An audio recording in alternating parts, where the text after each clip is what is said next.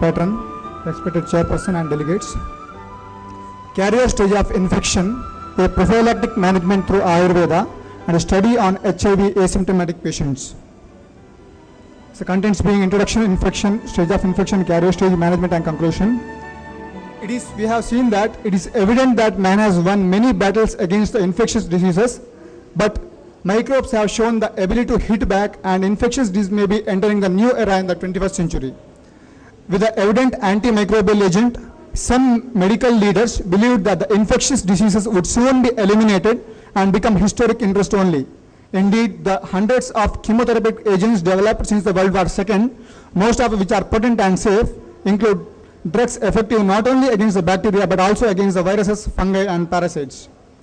We see the patients as diseased or illness or sick, but the clinician sees the people who are ill rather than the diseases which he must diagnose and treat. However, it is possible to be victim of disease without feeling ill and to be ill without signs of physical impairment. The carrier stage is the person will be victim of disease but may not be ill. It's an effort of an Ayurveda Acharya how he can treat and understand that. When we see the infection, which is not the main proper subject, just to cover up with the carrier stage, so the entry and development of or multiplication of an infectious agent into the body of man or animal. It also implies that the body responds in the same way to defend itself against the invader, either in the form of immune response or disease. The infection doesn't cause always an illness. That may be the relation between an infective agent and the body, maybe in the three types of symbiosis, like maybe mutualism, where both will be benefited, or commensalism, only one species will be benefited, where parasitism, one will be benefited and the second will be harmed. Where when we see the history of infection, in the history there are many concepts have came, like supernatural theory, theory of humors, concept of contagion, etc. But over that, Louis Pasteur's theory of germ theory, like in 1873, Holtz had the capitalism on that. Like afterwards, all the attention was focused on the microbes and their role in disease causation. The germ theory of disease causation came to the forefront, supplementing the earlier theories of disease causation. Where in that germ theory, that has some limitations. Only host and agent will not cause a disease. There is something other than that. That is called as epidemiological trade, where environment also has a role. But in that environment, there are many things that helps in the production of a disease. That when we come to that, pardon? We don't have Baraha. We don't have Baraha. Baraha software is not there. No. Okay. In that, in Ayurvedic Samhita, there is a problem with the software. Like Baraha software is not there. But in the quotation says that Deha dhatu pratyanika bhutani dravyani Deha dhatu bhi virodham apadyante. Like the agents which are against the Deha Dhatus, if they enter the body, they will be opposed by the Deha Dhatus. The quotation of Charaka Samhita helps to explain that antigen-antibody reaction which happens in the body when the foreign body enters into it. Antigen-antibody reaction is nothing but which results in the symptom of infection. Where another concept which says that Vikara Vigata Bhava Bhava Prativishesha Bhavanti. Vikaranam Vighatasya Abhavo Bhavaha, that factor which opposes the onset or production of a disease called as Vikara Vigata Bhava. When that factor is absent, that is Vikara Vigata Bhava Abhava, that is the disease gets produced. Then the Vikara Vigata Bhava is immunity and its Abhava is immunodeficiency. The disease occurs in that state, nothing but the infectious disease. Where another concept which explains the Ayurveda, explains the infection is nothing but the Jwaradi diseases which occurs due to the Upasargaya Vyadhi, Upasargaya Vyadayaha. Like due to the specific reason of relation with another deceased person. If a disease occurs due to the contact with another deceased person, it is nothing but the infectious disease. None other than the infection can be spread like that.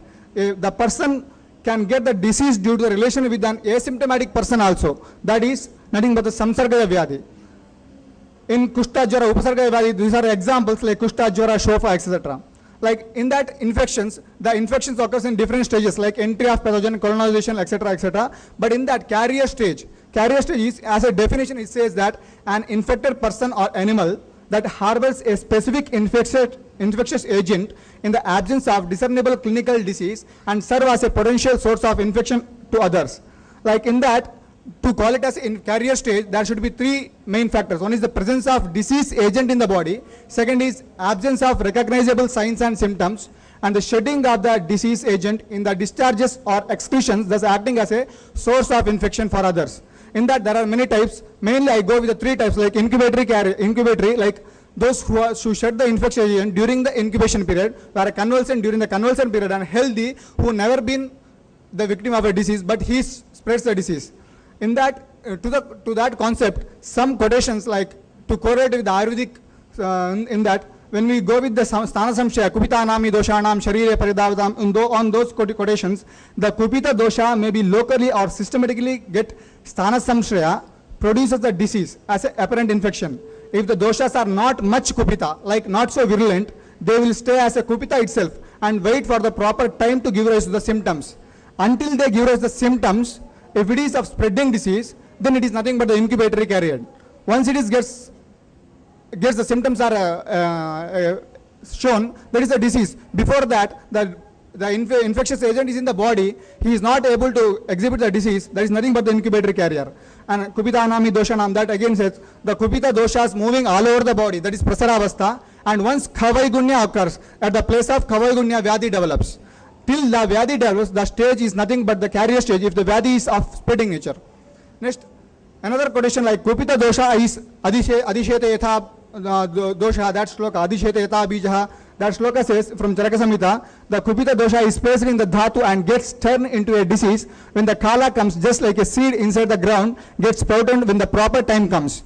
That is when the pratyanika bala, that immunity kshaya occurs, disease gets manifested. Until the pratyanika bala is strong enough, the kupita dosha is dhatugata, is nothing but the incubatory carrier. Coming to the convalescent carrier, that there is no direct reference to say convalescent carrier, but we go with the quotation of punaravartaka jvara, where a infectious disease in its post-treatment stage, if it can reoccur just because of some improper habits from where the infection agent came, it should be in the body. So patient will be, so that the infection agent was in the body, but its virulent was reduced, and by the time, because of improper habits, host immunity also get reduced, and disease re-manifested.